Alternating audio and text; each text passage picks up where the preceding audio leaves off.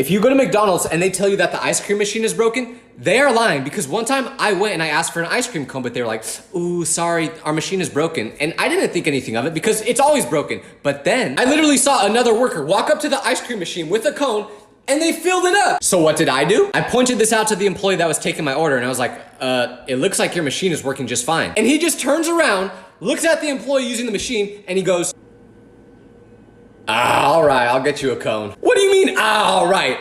You're acting like you didn't just straight up lie to my face. So to all McDonald's employees out there, why do you guys act like the machine's always broken when it's not? Just give me my